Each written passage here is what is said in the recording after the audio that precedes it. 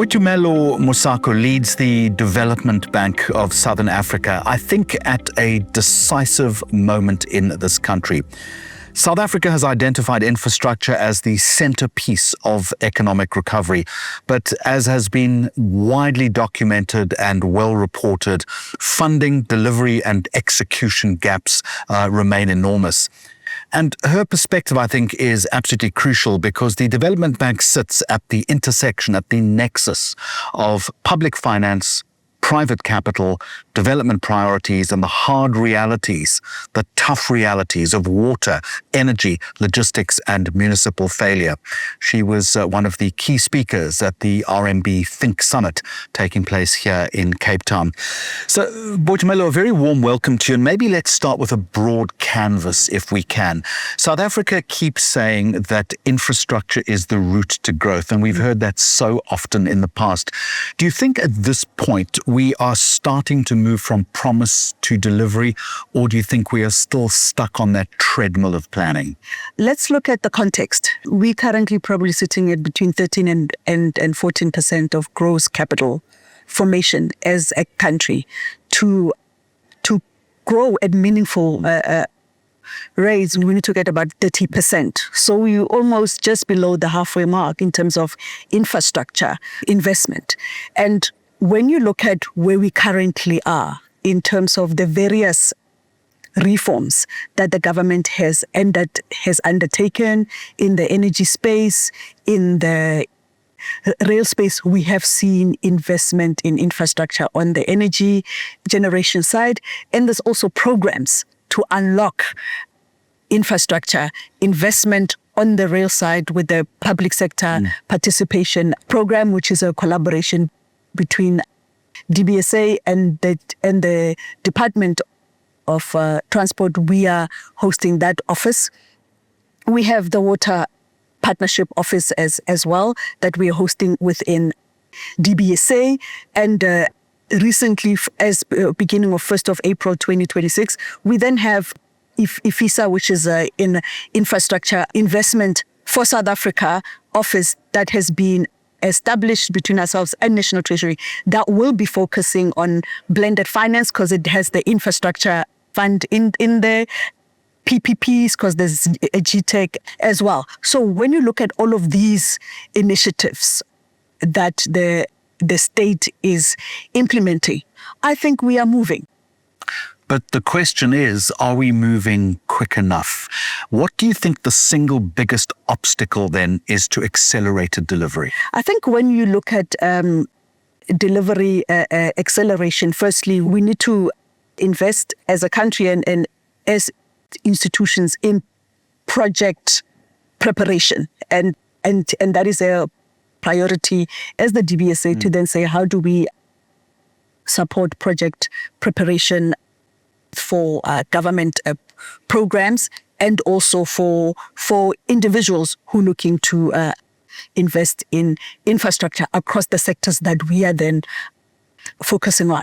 So preparation is key. Another thing that is key, I think our state has done well in actually creating an enabling environment for infrastructure investment with the implementation of Operation Vulindlela and all of these programs. We are very clear in terms of where we are going with rail. Minister Creasy released that plan with the integrated resource plan. Minister Ramukuba released that plan. So the plans are there.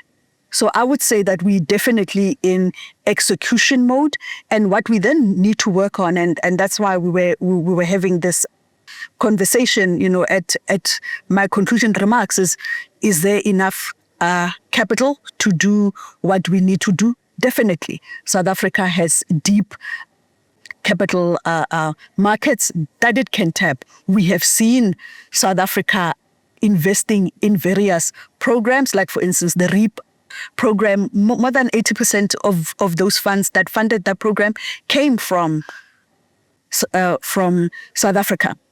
So the capital base is there. We just have to make sure that we collaborate between state, between the development finance institution, between the private sector to let the capital flow so we can see this infrastructure on the ground. Part of the problem, though, would be lower tier as far as infrastructure capacity is concerned, and that's at municipal level. Yes. And in the panel that you were sitting on, you spoke about a willing coalition. I understand what you're saying. The problem is constructing and making sure that that willing coalition actually exists. There seems to be a huge logjam in that respect. Yeah.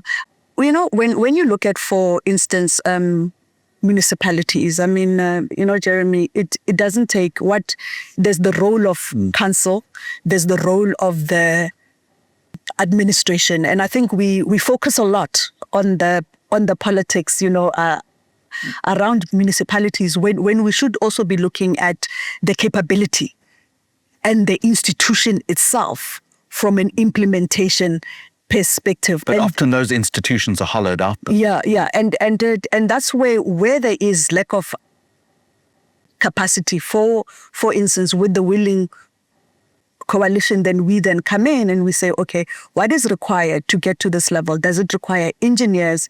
Then we provide that capacity to plan for the infrastructure so that the municipality can then get access to the municipal infrastructure grant so that they can build that road, so they can build that water treatment plant. But that happens at the under-resourced municipalities. At the metro level, that's when we then would provide a required facility. For instance, we supported eThekwini recently with a loan for the non-revenue water program. So these are the interventions that we make as an institution, but we can't do everything. So I understand you can't do everything, but the risk assessment in that respect becomes incrementally more difficult. Yes. How do you fund projects when the local authority itself is either operationally or fiscally weak? Yeah, I mean, there are municipalities that can simply borrow.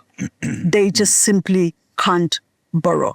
When you look at the number of municipalities and the ones that can borrow, that actually have the capability to borrow, you're probably looking at it's about 40 or so that can borrow at about 250. So you're looking at just above 10%. So many of them can borrow. And that's why even in our value proposition, it's differentiated to then say, okay, what does this one require?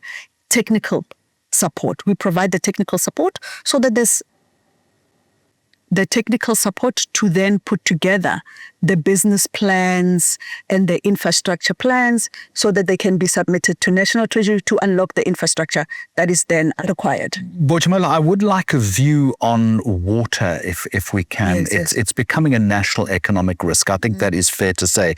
Do you think that we're treating water infrastructure with the same urgency that we gave electricity? I think we require more urgent approach when it comes to electricity. I think when you look at, for instance, with electricity, it was one entity, and that has done exceptionally well. Eskom has done exceptionally well to turn the situation around. The state recently created that single water entity, but the challenge is at the municipal level and at the distribution level, and that's where we then need to move with urgency. The solutions are there. It's just getting the right people to do what they need to do. Thank you very much indeed. Okay, great.